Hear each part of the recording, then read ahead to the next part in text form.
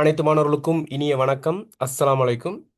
அந்த வகையில் இன்றைய தினம் நம்ம வகுப்பை ஸ்டார்ட் பண்ண போகிறோம். திருவாசகம், அதாவது சமய இலக்கியங்களில் முதன்மையான ஒரு இலக்கியமாக திருவாசகம் காணப்படுது. உங்களோட சிலபஸ்லையும் இவ்வாறான மதம் சார்ந்த அல்லது சமயம் சார்ந்த இலக்கியங்கள் கொடுக்கப்பட்டிருக்கு. பாரபட்சம் பாராமல் எல்லா சமயங்களையும் ரீதியாக மத ரீதியான இலக்கியங்கள் உங்களுக்கு கொடுக்கப்பட்டிருக்கு. ஏன்னா மொழி என்பது தமிழ், சரியா?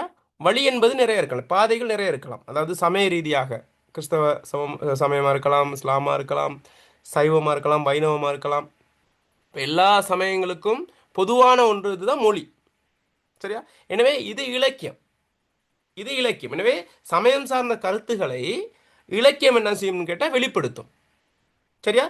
தான் நம்பக்கூடிய, தான் அனுபவித்த விடயங்களை இலக்கியம் பிரதிபலிக்கும். அந்த வகையில் தான் இப்போ அமலநாதிபுரான் எடுத்துக்கொண்டா அது வைணவ இலக்கியத்தோடு சம்மந்தப்பட்டதாக இருக்குது, சரியா? காரணமலை எடுத்துக்கிட்டா இஸ்லாம் சமயத்தோடு சம்மந்தப்பட்டதாக இருக்குது, சரியா? தேம்பாவணி எடுத்துக்கிட்டா கிறிஸ்தவ சமயத்தை பிரதிபலிக்கக்கூடியதாக இருக்குது. அதே போல இங்கு திருவாசகம் என்கின்ற போது சைவ சமயத்தை பிரதிபலிக்கக்கூடிய வகையில் சிவனை முழுமுதற் கடவுளாக போற்றி வணங்கக்கூடிய சைவர்களின் மிக முக்கியமான ஒரு இலக்கியமாக காணப்படுறது தான் திருவாசகம். அந்த திருவாசகத்தில் ஒரு பகுதி தான் இந்த கோயில் திருப்பதியும். எனவே இந்த கோயில் திருப்பதியும் உங்களோட சிலபஸில் கொடுக்கப்பட்டிருக்கு. எனவே உங்களுக்கு உங்களோட மாடல் எடுத்துட்டா, சரியா, பாஸ் பேப்பர் எடுத்துக்கிட்டா அல்லது உங்களோட எக்ஸாம் மெத்தட் எடுத்துக்கொண்டா உங்களுக்கு சமய இலக்கியத்துக்கு முக்கியத்துவம் கொடுத்துருக்காங்க, சரியா? சமய இலக்கியம் சிறு குறிப்பில் கட்டாயம் வருது. நல்லா பாருங்கள், நீங்கள் சிறு குறிப்பில் முக்கியத்துவம் எதுக்கு கூட கொடுக்குறான்னு கேட்டால் சமய இலக்கியங்களுக்கு. அதே போல் பிரதான கேள்வி 20 புள்ளிகளுக்கும் வரக்கூடிய வாய்ப்பு நிறைய இருக்குது. அதே போல் சங்க செய்யுள்கள் தவிர்ந்த ஏனைய கால செய்யுள்கள் இருக்குது தானே, நீங்கள் பார்க்குறீங்க. இப்போ குகப்படலம் தான் வந்து கொண்டே இருக்குது. ஆனால் குகப்படலம் தான் கட்டாயம் வரணுங்கிற கட்டாயம் எதுவும் இல்லைங்க. ஏனைய சமய இலக்கியங்கள் உள்ள ஒரு செய்யுள் பகுதி கூட வரலாம், சரியா? ஆனால் முதலாவது கேள்வி சங்க செய்யுள்கள் தான். ஆனால் ரெண்டாவது, அதாவது முதலாவது கேள்வியில் ஆவணா பகுதி இருக்குது தானே, அந்த பகுதி எதற்காக கொடுக்கப்பட்டிருக்குன்னு கேட்டால் சங்க செய்யுள் தவிர்ந்த ஏனைய கால செய்யுள்கள், சங்க கால செய்யுள்கள் தவிர்ந்த ஏனைய கால செய்யுள்கள்.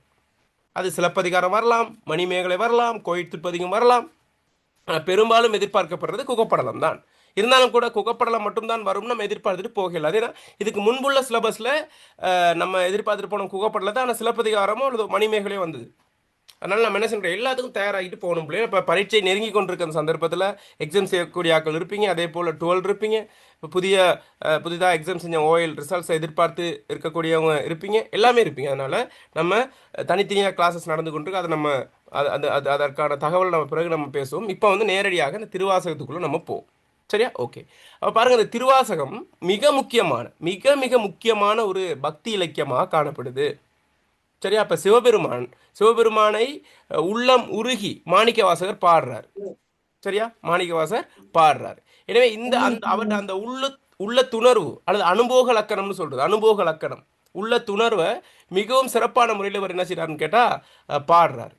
எனவே இறைவன் மீது உள்ள அந்த பக்தியை, இறைவன் மீது உள்ள எதிர்பார்ப்பை, இறைவன் என்னை ஆட்கொள்ள வேண்டும் என்கின்ற அந்த நிலையை மிக சிறப்பாக அவர் பாடுறாரு, சரியா? பாருங்கள், இதில் உள்ள சில குறிப்புகளை பார்த்துட்டு நம்ம நேரடியாக போவோம். இதெல்லாம் கேட்க மாட்டாங்க நேரடியாக. இது நம்ம இலக்கிய வரலாறு படிக்கும்போது அதை நான் தனியாக படிப்போம், சரியா?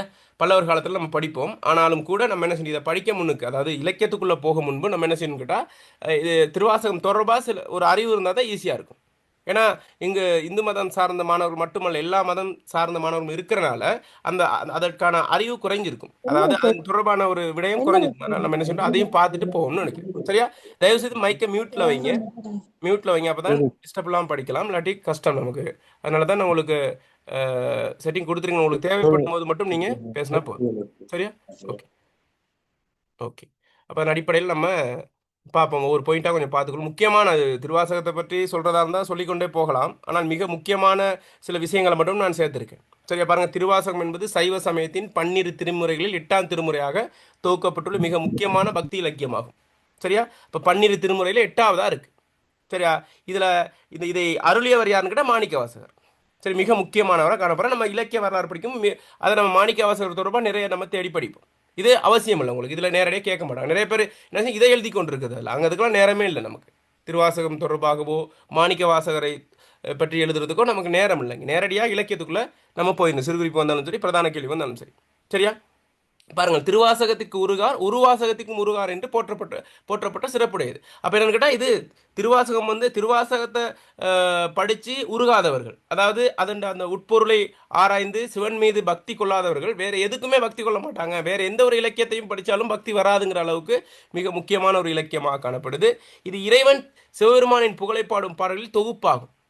சரி, இறைவன் சிவபெருமானின் புகழை பாடக்கூடிய ஒரு தொகுப்பு தான் இந்த திருவாசகம்.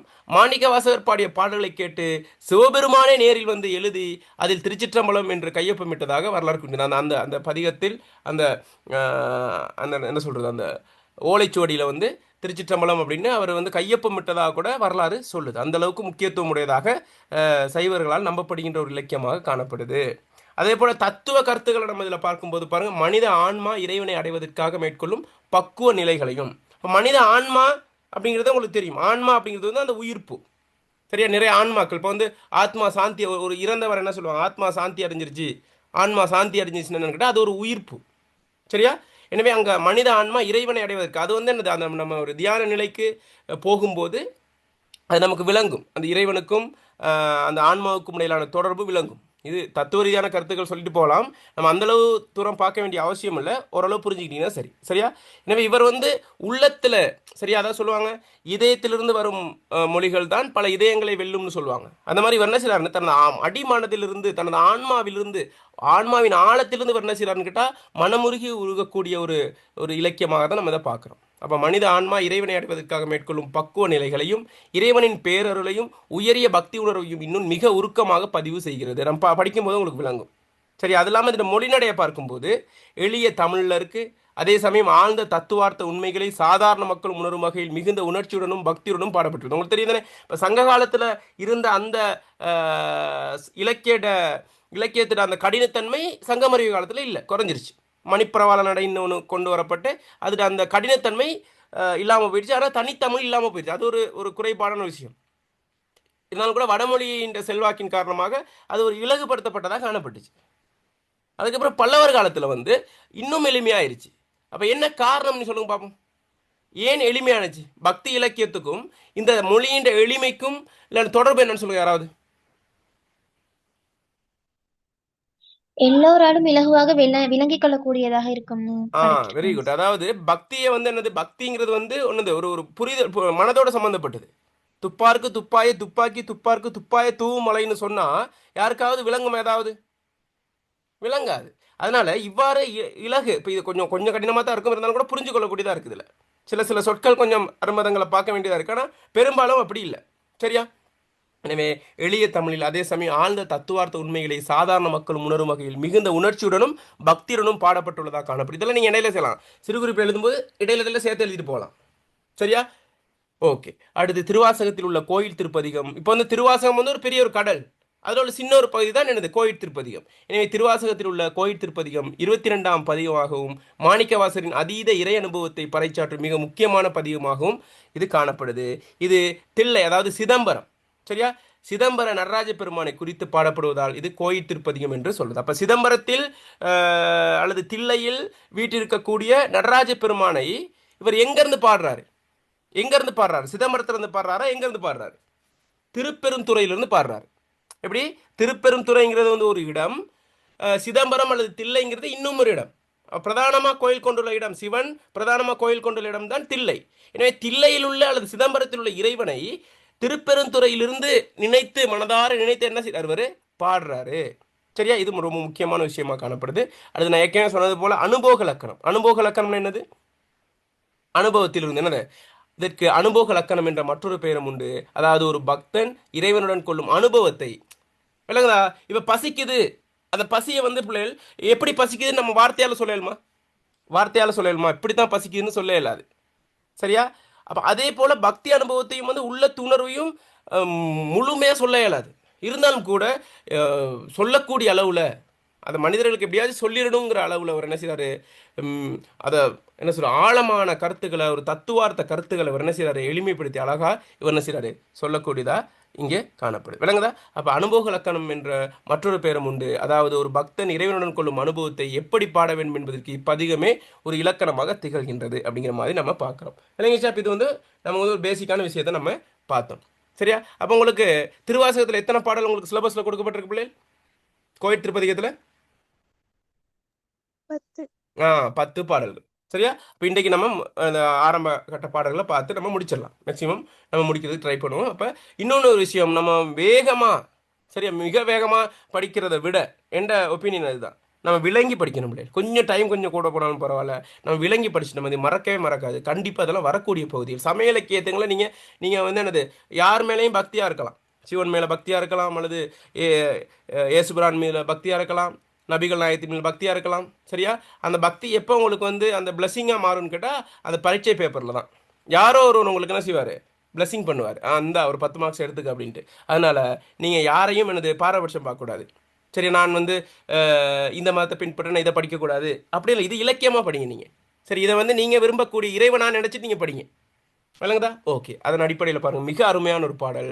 மாறி நின்றென்னை மயக்கிடும் வஞ்ச புலனைந்தின் வழியடைத்து அமுதே ஊறி நின்றென்னுள் எழும் பரஞ்சோதி உள்ளவா காண வந்தருளாய் தேரலின் தெளிவே சிவபெருமானே திருப்பெரும் துறையுரை சிவனே ஈரிலா பதங்கள் யாவையும் கடந்த இன்பமே என்னுடைய அன்பே.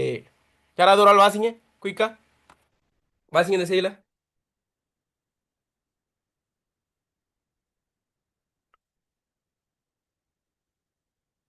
யாராவது வாசிங்க ஒரு ஆள். மாறி நின்றென்னை மயக்கிடும் வஞ்ச புலனைந்தின் வழியடை தமுதே ஊறி நின்றென்னுள் எழுபரஞ்சோதி உள்ளவா காணவந்தருளாய் தேரலின் தெளிவே சிவபெருமானே திருப்பெருந்துறையுரை சிவனே ஈரில்லா பதங்கள் யாவையும் கடந்த இன்பமே என்னுடை அன்பே. Very good. சரியா பாருங்க, இருமே பாருங்க, அழகா பாருங்க. கொஞ்சம் பிரிச்சு வாசிப்போம். மாறி நின்று என்னை மயக்கிடும் வஞ்ச புலனைந்தின் வழி அடைத்து அமுதே ஊறி நின்று என்னுள் எழும் பரஞ்சோதி உள்ளவா காண வந்தருளாய் தேரலின் தெளிவே சிவபெருமானே திருப்பெரும் துறையுரை சிவனே ஈரிலா பதங்கள் யாவையும் கடந்த இன்பமே என்னுடைய அன்பே. சரி, இப்போ நம்ம என்ன செய்ய போகிறோம், இந்த ஒவ்வொரு இதையும் நம்ம பார்க்க போகிறோம். ஒவ்வொரு சொல்லையும் நம்ம என்ன செய்யறோம், அக்கு வேற அணி வேற நம்ம செய்கிறோம். பார்த்துட்டு அதுக்கு பிறகு பொருளுக்குள்ளே போனோம் மறக்காது. அதை அப்படியே தொடர்பு படுத்தணும் அடுத்த பாடலோட, அதுக்கு அடுத்த பாடலோட, அதுக்கு அடுத்த பாடலோட. அப்போ அதுக்கு பிறகு என்ன செய்ய, நல்லா புரிஞ்சுட்டு அதுக்கு பிறகு கேள்வி பதிலோட நம்ம தொடர்பு படுத்தணும்னா மறக்காது. சரியா? ஓகே. பாருங்க, தேரலின் தெளிவே. தேரல் அப்படின்னா தேன். சரியா?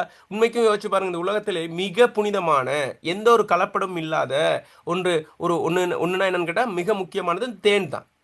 சரியா? நம்ம கடையில் விற்கிற தேன் இல்லை. சரியா? கடையில் விற்கக்கூடியதில் கலப்படம் செஞ்சிடறாங்க. சரியா? எளிமையாக பூக்களில் இருக்கக்கூடிய தேன் தான் மிக என்னது சிறப்பானதும் கலப்படம் அல்லாதும் தூய்மையானதுமாக போற்றப்படுது. எனவே இறைவனை பார்த்தவர் என்ன சொல்றாருன்னு கேட்டால், தேரலின் தெளிவே. எப்படி? தேனின் தெளிவு போன்றவனே. தேன் எப்படி அது தூய்மையாக தெளிவாக இருக்கோ, அசுத்தம் இல்லாமல் தூய்மையானதாக இருக்கோ, அதே போல் இறைவனும் தேனை போன்றவன், தெளிவு. சரியா? தெளிவானவன். சரியா? அழுக்கற்றவன், தூய்மையானவன் அப்படின்னு அழகாக அவர் என்ன செய்கிறாரு, அவர் அனுபவத்தை சொல்கிறாரு. யாரை சொல்கிறாரு? சிவபெருமானே விழிக்கிறாரு, சிவபெருமானே. சரியா? ஓகே. பேசுறது விளங்குது தானே? தெளிவா பேசுறது தெளிவா இருக்கா? ஆம் சார். திருப்பெரும் துறையுரை சிவனே, திருப்பெருந்துறையில் கோயில் கொண்டுள்ள சிவபெருமானே. அப்ப எங்க எங்க கோயில் கொண்டிருக்காரு? திருப்பெருந்துறையில். அப்ப உண்மைக்கும் அவர் கோயில் கொண்டிருக்க இடம் எங்க? தில்லையில தான் அவர் பிரதான தலம், சிதம்பரம் சொல்றது. இவர் எங்க இருந்து பாடுறாரு? திருப்பெருந்துறையில பாடுறாரு. எனவே இவர் என்ன செய்யறாரு, இங்க இருக்கக்கூடிய இறைவனை, அங்க இருக்கக்கூடிய இறைவன் தான் மனதுக்குள்ள இருக்காரு. ஒரு இறைவன் எல்லா இடத்துலையும், ஆனா அங்க ஒரு சிறப்பு, அங்க அவருக்கு அந்த திருத்தலம் வந்து ரொம்ப முக்கியமானது. தில்லை சிற்றம்பலம்னு சொல்றது. பாருங்க, தேவாரத்தில் எல்லாத்துலேயும் பாருங்க திருச்சிற்றம்பலம் தான் சொல்லி ஆரம்பிப்போம், முடிக்கும் போது திருச்சிற்றம்பலம் தான். அந்த இடத்தை, அந்த கோயிலை சொல்றதுக்கான ஒரு வழிமுறை தான் அது. சரியா? அப்ப திருப்பெருந்துறையில் கோயில் கொண்டுள்ள சிவபெருமானே, ஈரிலா பதங்கள் யாவையும் கடந்த இன்பமே. இப்போ இதெல்லாம் ஒரு தத்துவார்த்த கருத்துக்கள் பிள்ளைகள். ஒவ்வொரு விஷயங்கள்லாம் வந்து தத்துவார்த்த கருத்துக்கள், இதிகாச கருத்துக்கள், வரலாற்று கருத்துக்கள். சரியா? அது தொடர்பாக நம்ம விரிவாக படிக்க வேண்டிய அவசியம்ல, ஓரளவு நம்ம விளங்கி கொண்டோம்னா சரி. அப்போ ஈரிலா பதங்கள் என்பது பிறவிகள். ஒவ்வொரு புத்தகத்தில் பதவிகள் அப்படிலாம் போட்டிருக்கு. இல்லை, பதவிகள்ங்கிறது என்ன? பிறவி அப்படிங்கும்போது பிள்ளைகள், இப்போ ஒவ்வொரு இறைவனும் நிறைய என்ன சொல்கிறது, நிறைய அவதாரங்கள் எடுப்பாங்க. இப்போ ராமர் எடுத்துக்கிட்டா, ராமர் என்ன நிறைய அவதாரங்கள் எடுக்கிறார். விஷ்ணுவெல்லாம் அவதாரம் தான். சரியா? ராம அவதாரம், விஷ்ணு அவதாரம், நிறைய அவதாரங்கள் இருக்குது. அதே போல் இறைவனும் வந்து யாரு, சிவனும் வந்து நிறைய அவதாரங்கள், நிறைய பிறவிகளை அவர் கண்டவராக இருக்கு. அப்போ காலத்துக்கு காலம் வந்து அந்த அந்த அந்த பிறவிகள் வந்து மாறுபடும். சரி, அப்போ உதாரணமாக எடுத்துக்கிட்டா வீரபத்ரராக இருக்கலாம், அதே போல் பைரவராக இருக்கலாம், துர்வாசராக இருக்கலாம், அர்த்தநாரீஸ்வரராக இருக்கலாம், தட்சணாமூர்த்தியாக இருக்கலாம். இவ்வாறு நிறைய பிறவிகள், நிறைய அவதாரங்கள் எடுத்து எடுத்து எடுத்து அது முடிவே இல்லாத அவதாரங்கள் தொடர்ச்சியாக காலத்துக்கு காலம் அந்த தேவைக்கேற்றவாறு பிரச்சனைக்கேற்றவாறான அவதாரங்கள் எடுக்கப்படும் சொல்லப்படுது. அப்போ முடிவற்ற தெய்வ பிறவிகள் எல்லாவற்றையும் கடந்த ஆனந்தமானவனே, இன்பமானவனே. என்னது ஆனந்தமானவனே, இன்பமானவனேனா? எதை சொல்லுது? என்ன ஆனந்தமானவனேனா? நீங்கள் எப்படி அதை பார்க்குறீங்க? ஆனந்தமானவனேனா? ஹாப்பினஸ், ஹாப்பி மூடா? என்ன, எதை நீங்கள் சொல்கிறீங்க? இப்போ மனித பிறவி எடுங்க. மனித பிறவி எடுத்துக்கிட்டா இந்த உலகத்தில் எப்போவுமே சந்தோஷப்பட்டுக்கிட்டு இருக்கவன் இருக்கானா? யாராச்சும் எப்போவுமே துன்பப்பட்டுக்கிட்டு இருக்கவன் இருக்கானா? இல்லை. அப்போ இன்பமும் துன்பமும் என்னது மாறி மாறி மாறி வரும். இப்போ நம்ம சிலப்பதிகாரம் படிக்கும்போது அதில் நம்ம பார்த்தோம் தானே, சிலப்பதிகாரத்தில் ஒரு முக்கியமான தத்துவ கருத்து இருக்குதுனே. சரி, நம்ம அனுபவிக்கிற இன்பத்துக்கும் நம்ம அனுபவிக்கிற துன்பத்துக்கும் எது காரணம்னு சொல்லியிருக்காங்க? அதில் என்ன காரணம்? வினைப்பயன். நாம் வினைப்பயன். செய்கின்ற செயல். வினைப்பயனுக்கு ஏற்றவாறு நம்ம என்னது நல்லது நடக்கும், கெட்டது நடக்கும். அது மாறி மாறி இன்பம் துன்பம் அது அது நல்ல ஒரு கற்றறிந்த மக்கள் என்ன செய்வாங்க? அதை உணர்ந்து கொள்வாங்க. இது வந்து வினைப்பயனில் அதை துன்பப்பட மாட்டாங்க. ஆனால் அறிவில்லாதவர் என்ன செய்வாங்க? அதை நினைத்து வருந்துவார்கள் அப்படின்னு நம்ம பார்த்தோம். ஆனால் இறைவன் என்ன செய்யணும்? எப்பவுமே ஒரே மனநிலையாக இருக்கு. இன்பமானவன், ஆனந்தமானவன் தான் இருப்பான். அவனுக்கு துன்பம் இல்லை. ஒரே மனநிலை, ஒரு நிகழ்காலத்தில் இருப்பான். மனிதர்கள் நிகழ்காலத்தில் இருக்கோம் இல்லை, நிகழ்காலத்தில் இருக்கிறது இல்லை. இறந்த காலத்துக்கு மனசு போகும், எதிர்காலத்துக்கு போகும், அப்படி மாறி மாறி போகும். ஒரு மனிதன்ட ஒரு நாளைக்கு எத்தனை எண்ணங்கள் வந்து போகுது பிள்ளை? சும்மா சொல்லுங்க பாவம். எத்தனை எண்ணங்கள் மனதுக்குள்ளே ஓடும் சாதாரணமாக? 60,000 எண்ணங்கள் ஒரு நாளைக்கு. எத்தனை? 60,000 எண்ணங்கள் வந்து மனதுக்குள்ளே ஓடிக்கிட்டே இருக்குமா. அது பாஸ்டாக இருக்கும், ஃப்யூச்சராக இருக்கும், ப்ரெசண்டில் இருக்கிறது ரொம்ப குறைவாக. ஆனால் இறைவன் அப்படி இல்லை. நிகழ்காலத்தில் இருக்கக்கூடிய ஒரு இன்பமானவனாக, ஆனந்தமானவனாக அவன் காணப்படுவான். அதான் ஈரிலா பதங்கள் யாவையும் கடந்த இன்பமானவன். சரியா? இன்பமேனா முடிவற்ற தெய்வ பிறவிகள் எல்லாவற்றையும் கடந்த ஆனந்தமானவன் அல்லது இன்பமானவன் நம்ம சொல்றோம். விளங்கிடுச்சா? இந்த 4 சொற்களுக்கான பொருள் விளங்கிடுச்சா? வரிகளுக்கான பொருள். ஓகே, அப்படியே தொடர்ச்சியாக பார்த்துருவோம். ஓகே. என்னுடைய அன்பே. சரி, இந்த பாட்டு கேட்டிங்களா? அன்பே சிவம்னு ஒரு பாட்டு இருக்கு. அன்பே சிவம்னு ஒரு பாட்டு இருக்கு. யாரு? கமலஹாசன் அன்பே சிவம் படத்தில் அன்பே சிவம் அன்பே சிவம் அன்பே சிவம்னு வரும். ஆத்திகம் பேசும் மனிதருக்குள்ள அன்பே சிவம் ஆகும் அப்படின்னு ஒரு வரிகள் வரும். எனவே இங்கு அன்பு தான். இந்த உலகத்தில் நம்ம ஒவ்வொரு கடவுளையும் வந்து நம்ம வழிபட்டாலும் கூட, நம்பினாலும் கூட, எல்லா எல்லா இலக்கியங்களும், அதாவது பைபிளாக இருக்கலாம், குரானாக இருக்கலாம், பகவத்கீதையாக இருக்கலாம், இந்த திருவாசகமாக இருக்கலாம், எல்லாம் எதை சொல்லுதுன்னு கேட்டால் அன்பை தான் சொல்லுது. த லவ் மூவ்ஸ் த வேர்ல்டுன்னு சொல்லுவாங்க. அன்பு தான் எல்லாத்துக்கும் மையப்பொருள் வந்து அன்பு தான். ஒருவர் இடையில, ஒரு மனிதனுக்கு இடையில மனிதாபிமான ரீதியாக அன்பு கொள்ள வேண்டும்ங்கிறது தான் எல்லா மதமும் சொல்லக்கூடிய மெய்யான கருத்து. எனவே என்னுடைய அன்புக்குரியவனே, என்ன அன்பின் ஒரு பிரதிநிதியாகத்தான் நம்ம கடவுளை பார்க்கணும். சரியானே? அதே போல ஒரு ஒரு பக்தன் அல்லது ஒரு ஆன்மா இறைவன் மீது அளவற்ற அன்பை கொண்டது. அதாவது தனது தாயை போல, ஒரு தந்தையை போல பாவித்து வந்து அன்பு கொள்வது வழக்கம். எனவே மாணிக்கவாசகர் என்ன சொல்றாரு? என்னுடைய அன்புக்குரியவனே, என்னுடைய அன்புக்குரியவனே. அடுத்து பாருங்க, முக்கியமான ஒரு தத்துவ கருத்து. இதுதான் இந்த மாறி நின்று தான் ஆரம்பத்தில் வந்து இருக்கு. நம்ம கொண்டு கூட்டி வாசிக்கிறது தான் பார்த்துக்கிட்டு இருக்கோம்.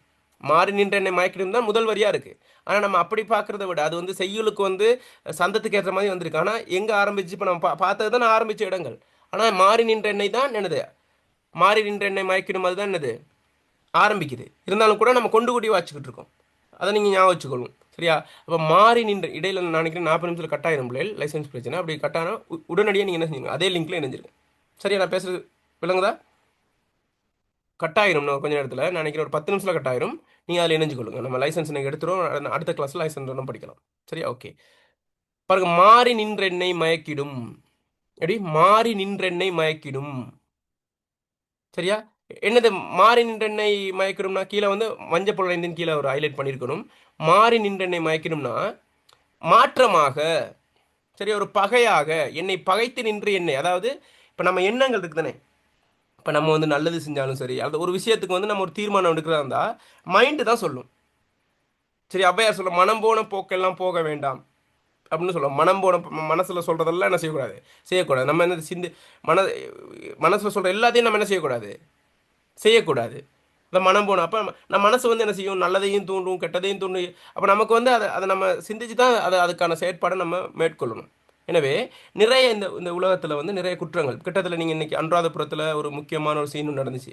என்னென்ன சீன் போய்கிட்டு இருக்கு கேள்விப்பட்டீங்களா? ஒரு மதகுரு ஒருத்தர் ஒரு சிறுமியை பாலியல் பலாத்காரம் பண்ணிட்டார்.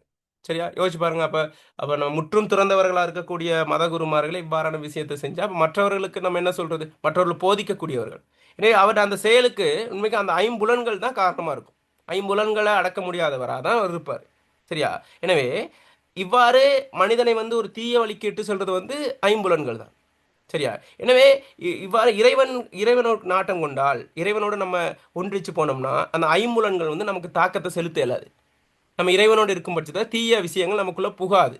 சரியா? அதை தான் சொல்றாரு, என்னை பகைத்து நின்று என்னை எனது அறிவை மயக்கக்கூடிய, சரியா, வஞ்சகம் செய்யக்கூடிய, பகைத்து வஞ்சகம் செய்யக்கூடிய ஐம்புலன்கள். ஐம்புலன்கள் என்னென்ன பிள்ளைகள்? ஐம்புலன்கள் ஐம்புலன்கள் என்னென்ன? ஐம்புலன்கள் என்னென்ன? சுவை, ஒளி, ஊறு, ஓசை, நாற்றம். இதனை ஐம்புலன்கள். ஐம்பொறிகள் மெய், வாய், கண், மூக்கு, செவி. ஓகே. அப்ப ஐம்புலனுக்கும் ஐம்பொறிக்கும் இடையிலான தொடர்பு என்னன்னு கேட்டா என்ன தொடர்பு? இந்த ஐம்பொறியிலிருந்து வெளிப்படக்கூடியது என்னது? அனுபவிக்கக்கூடியது. உதாரணம் எடுத்துக்கிட்டோம்னா நம்ம வாயின் மூலமாக அந்த நாக்கு இருக்கும், அந்த சுவையை அனுபவிக்கலாம். கண்ணில் ஒளி, மெய்யில ஊறு, செவி அப்படிங்கிறது ஓசை, மூக்கு வந்து நாற்றம். விளங்குதா? இவ்வாறாக. எனவே இவ்வாறாக உணர்வை தரக்கூடிய அல்லது இவ்வாறாக இருக்கக்கூடிய ஐம்புலன்கள், அந்த ஐம்புலன்களோட வழியை அடைத்து வஞ்சகமான அந்த தீய எண்ணங்களை கொடுக்கக்கூடிய அந்த ஐம்புலன்களின் வாயில்களை அல்லது வழிகளை அடைத்து, சரியா, இது வந்து உனக்கு இல்லை, நீ இந்த வழியில நீ போகக்கூடாது, நல்வழியில் போகணும் அப்படின்னு அந்த அந்த நிலையை மாற்றி அமுதே ஊறி நின்று எண்ணூல். அப்போ சிந்தனை முழுக்க வந்து ஒரு ஞான நிலை, ஒரு முத்தி நிலை, ஒரு பக்தி நிலைக்கு அவர் போயிடுறாரு. இறைவன் இறைவன் மட்டும்தான் மைண்டுக்குள்ளே இருக்கார். வேற எந்த ஒரு எண்ணமும் அவருக்கு தோன்றதில்லை. அப்போ ஞான அமுதம், ஞான அமுதம்னா அந்த அந்த அந்த ஞான நிலைங்கிறது அந்த அந்த தியான நிலையிலையோ அல்லது பக்தி நிலையிலோ உச்சகட்டத்துக்கு போகும்போது ஞான நிலையை அடைவாங்க. எனவே ஞான அமுதமே சுரந்து நிற்கும்படியாக. அப்போ ஏதோ மூளையில் சுரக்கிற மாதிரி அல்லது ஏதோ ஒரு அது அது ஃபீலிங்ஸ், அது அனுபவ இலக்கணம், அதை சொல்ல இயலாது. அதை சொல்கிறேன், எல்லாத்தையும் ஒரு வார்த்தையால் சொல்ல இயலாது. அதான் சொல்கிறேன், ஞான அமுதமே சுரந்து நிற்கும்படியாக. அந்த ஞான அமுதம் சுரந்த மாதிரி அவர் ஃபீல் பண்ணுறாரு. சரியா? ஞான அமுதமே சுரந்து நிற்கும்படியாக என்னுள்ளே அல்லது என் உள்ளத்தினுள்ளே எழு பரஞ்சோதி. எழும் பரஞ்சோதினா அந்த எழுகின்ற உள்ளத்தில் எழக்கூடிய ஒரு மேலான ஒளி வடிவம். அவருக்கு அவரை வந்து அந்த ஒளி வடிவத்தால் உள்ளத்தில் வந்து ஒரு ஒளி வடிவமாக இறைவனை காண்றார். அது அனுபவ இலக்கணம். ஒளி வடிவமாக அவர் காண்றாரு. அப்போ அப்போ எழுகின்ற மேலான ஒளியே, சரியா, உள்ளவா காண வந்தருள்வாய். எனவே உள்ளவா காண வந்தருள்வாய் என்றால் எனது உள்ளத்தின், சரியா, உண்மையான, அப்போ என் உண்மையான தன்மை, உண்மையான, அதாவது நான் வந்து உன்னை வந்து நான் என்னது முழுமையாக என்னை அர்ப்பணித்து உன்னை வணங்குறேன். எனவே உனது உண்மையான நீ வந்து என்னவா இருக்க உள்ளுக்குள்ள ஒரு சோதி வடிவமாக நீ காட்டுற, ஆனால் நீ உண்மையான வடிவத்தை நீ காட்ட மாட்டேங்கிற. எனவே உன் உண்மையான தன்மையை நான் காணும்படி வந்தருள்வாய். எனவே உனது கடாட்சத்தை, உனது உனது உண்மையான ரூபத்தை எனக்கு காட்டு. நான் ஒளி வடிவத்தில் உன்னை நான் பார்க்குறேன். உன்னை நேரடியாக நீ எப்படி இருப்பேன்னு எனக்கு தெரியாது. நான் ஒரு உணர்வு பூர்வமாக தான் உன்னை பார்த்துக்கிட்டு இருக்கேன். ஆனால் நீ என்ன செய்ய, உண்மையான உருவத்தை என்னை காட்டு அப்படின்னு அவர் என்ன செய்கிறாரு, சொல்கிறாரு. விளங்குதா? அப்போ இது வந்து அந்த விஷயங்கள் ஒவ்வொன்றையும் நம்ம பார்த்துட்டோம். அப்போ ஒட்டுமொத்த பொருளையும் நம்ம பார்த்தோம்னா, தேனின் தெளிவு போன்றவனே சிவபெருமானே, திருப்பெருந்துறையில் கோயில் கொண்டுள்ள சிவபெருமானே, முடிவற்ற தெய்வ பிறவிகள் எல்லாவற்றையும் கடந்த ஆனந்தமானவனே, இன்பமானவனே, என்னுடைய அன்புக்குரியவனே, என்னை பகைத்து நின்று என்னை எனது அறிவை மயக்கிடும் கள்ள அல்லது வஞ்சகமான ஐம்புலன் வாயில்களை அடைத்து ஞான அமுதமே சுரந்திருக்கும்படியாக என்னுள்ளே என் உள்ளத்தினுள்ளே எழுகின்ற மேலான ஒளியே, உன் உண்மையான தன்மையை நான் காணும்படி வந்தருள்வாய். இதான் விஷயம். அப்போ உங்களுக்கு ஈஸியாக மாதிரி வேணுங்க, இது இவ்வளோ தானே விஷயம் அப்படின்ட்டு. ஆனால் அடுத்த பாடல் படிக்கும்போது என்னது இது மறந்துடக்கூடாது, அதோட லிங்க் பண்ணணும். இல்லைங்களா? இப்படி ஒவ்வொரு பாடலாக நம்ம பார்க்கும்போது அப்போ இதுக்குள்ளே கேள்வி வரும். எனது அவருடைய அந்த பக்தி நிலை எப்படி வெளிப்படுத்தப்படுது, சரியா, எப்படி பக்தி நிலை வெளிப்படுது, இல்லை அணிகள் ஏதாவது கையாளப்படுதா, நிறைய விஷயங்கள் நம்ம அடுத்தடுத்த இதில் படித்து முடிச்சு நம்ம கேள்விக்குள்ளே பார்த்து போவோம். இப்போ முதல் பாட்டிலே நம்ம கேள்விக்குள்ளே போகலாது, இல்லைங்க சார்? அப்போ இதுதான் முதலாவது பாடல். தெளிவாயிடுச்சு அப்படி இந்த பாடல் முழுமை, பாடல் முழுமை வழங்கிச்சா?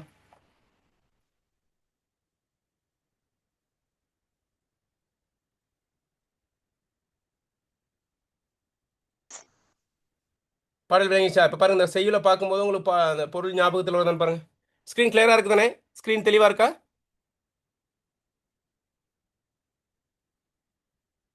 ஸ்க்ரீன் தெளிவா இருக்கா பிள்ளைகள்? பேசணும் நீங்க. ஓ சார். ஓகே. அப்ப அந்த பாடல் பாருங்க. அந்த பாடலை பார்க்கும்போது உங்களுக்கு அந்த பொருள் ஞாபகத்தில் வருதான்னு பாருங்க. மாறி நின்றென்னை மயக்கிடும் வஞ்சப்புலனைந்தின் வழியடைத்த அமுதே ஊறி நின்றென்னுள் எழும் பரஞ்சோதி உள்ளவா காண வந்தருளாய் தேரரின் தெளிவே சிவபெருமானே திருப்பெருந்துறையுரை சிவனே ஈரிலா பதங்கள் யாவையும் கடந்து இன்பமே என்னுடைய அன்பே. தெளிவாயிடுச்சு தானே? இதில் ஏதாவது சந்தேகம் இருந்தா கேளுங்க. ஏதாவது சந்தேகம் இருந்தா?